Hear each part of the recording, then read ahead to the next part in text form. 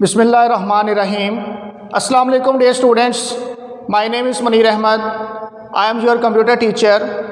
Today we discuss the topic applying background and foreground colors.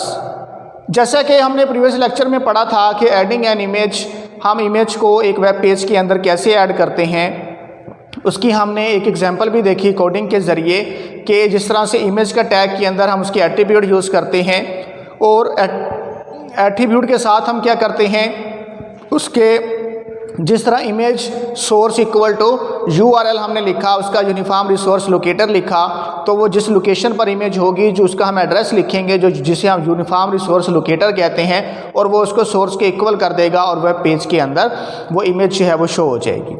आज का जो हमारा टॉपिक है वो हमने बैकग्राउंड और फोरग्राउंड कलर को कैसे सिलेक्ट करना है एक वेब पेज के अंदर। बैकग्राउंड का भी आपको पता है कि जो इमेज के पीछे हो, और फोरग्राउंड का मतलब जो फ्रंट पे आपको नज़र आता है। जिस तरह से इसकी एग्जांपल हमने एक छोटी सी कोडिंग के ज़रिए की है जो कि आपकी बुक में भी दी हुई है। इसमें देखें कि हम क्या करते हैं, बॉडी का टैग यूज़ करते हैं। मेन के बॉडी के टैग के अंदर हमने क्या किया है, एट्रीब्यूट यूज़ किए हैं। एट्रीब्यूट से आप अच्छी तरह से वाकिफ़ हो गए होंगे क्योंकि हमने पिछले 2 लेक्चर्स के अंदर एट्रीब्यूट्स को डिस्कस किया, इमेज के अंदर भी हमने एट्रीब्यूट को डिस्कस किया। इसी तरह बॉडी का टैग के साथ हमने यूज़ किया BG कलर, इसका ये एट्रीब्यूट है। BG का मतलब क्या है, बैकग्राउंड कलर। बैकग्राउंड कलर को हमने इक्वल किया किसके, ब्लू के जो वेब पेज है उसका जो बैकग्राउंड है उसका जो कलर है वो कौन सा हमने सेलेक्ट किया है, वो ब्लू सेलेक्ट किया है। उसके बाद टेक्स्ट इक्वल टू रेड, जो उस पेज के ऊपर टेक्स्ट आपको शो होगी उसका जो कलर है वो कौन सा होगा, वो रेड होगा।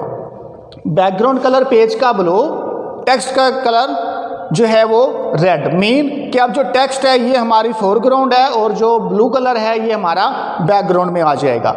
उसके बाद हमने क्या किया, हेडिंग यूज़ की H1। आपको पता है कि हेडिंग हम H1 to H6 यूज़ करते होते हैं। H1 जो है वो सबसे बड़ी हेडिंग होती है, फिर उससे छोटी H2, फिर 3, फिर 4, इसी तरह so on.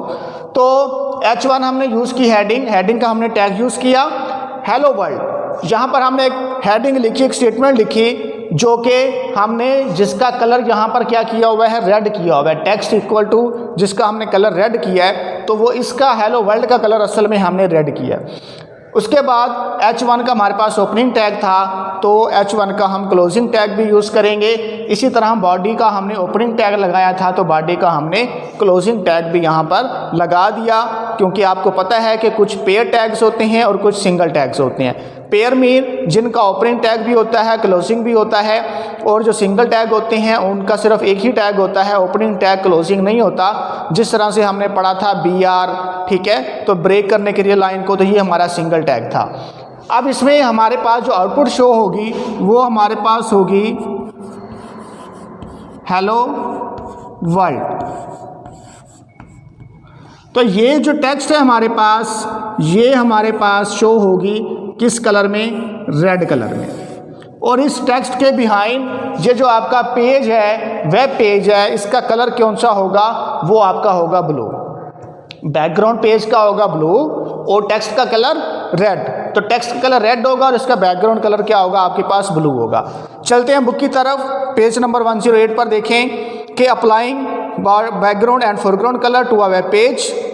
The background colour attribute of a body tag specify the background color of a document and the text attribute specify the foreground text color of the web page। कि जो background attribute हमारे पास body tag का वो specify करता है background colour को किसके, document के, और टेक्स्ट एट्रीब्यूट के जो स्पेसिफाई करता है किसको, फोरग्राउंड टेक्स्ट कलर को किसके, वेब पेज के। और इसी तरह these attributes are no longer supported in HTML5। तो वो कहता है कि ये एट्रीब्यूट जो हैं ये सपोर्ट नहीं होते किसके अंदर, HTML5 क्या है, वर्जन है। HTML5 जो है HTML का वर्जन है, जिस तरह बाकी एप्लीकेशंस के वर्जन होते हैं। See the following example, body background colour, same यही कोडिंग हमारे पास लिखी हुई है जो कि हमने यहाँ लिखी है, तो इसको आपने यहाँ से देख लेना है। उसके बाद है assign a background image to the web page. अब आप बैकग्राउंड में, ये तो हमने कलर की बात की, तो बैकग्राउंड में आप कोई इमेज भी लगा सकते हैं। तो वो यहाँ पर देखें कि the background attribute of the body tag specify the background image of a document और वेब पेज। आप किसी भी डॉक्यूमेंट में, किसी भी वेब पेज में आप उसके बैकग्राउंड इमेज जो है वो यूज़ कर सकते हैं। See the following sample body background my image dot JPG। अब देखें कि बॉडी के बाद बैकग्राउंड में हमने क्या लगाया, जिस तरह हमने BG कलर लिखा, तो अब यहाँ पर बैकग्राउंड क्या लिखेंगे, बैकग्राउंड के इक्वल क्या लिखेंगे, उसका URL लिख देंगे, यूनिफॉर्म रिसोर्स लोकेटर लिख देंगे, जैसे कि हमने प्रीवियस लेक्चर के अंदर देखा था। तो उससे क्या होगा, फिर बजाय कलर ब्लू होने के बैकग्राउंड में आपके पास क्या शो हो जाएगी, इमेज शो हो जाएगी। तो ये आपने जो है वो applying background and foreground colour to a web page का क्वेश्चन लिखना है। इसकी जो कोडिंग है इसका आपने अलग से क्वेश्चन बनाना है कि write an example of background and foreground colour, और उसके बाद आपने लिखना है कि write then example of background image. ठीक है, तो ये 3 क्वेश्चन आपके बनेंगे, शॉर्ट क्वेश्चन, जो कि आपने अपने होमवर्क में लिखने हैं और अपने ड्रॉप बॉक्स में आपने कॉपीज डाल कर जानी है, ताकि जो है वो रेगुलरली जो है वो आपका होमवर्क चेक किया जा सके। आज के लेक्चर के हवाले से अगर आपको कोई क्वेश्चन क्लियर नहीं हुआ तो आप मुझसे कॉन्टैक्ट कर सकते हैं। Thank you.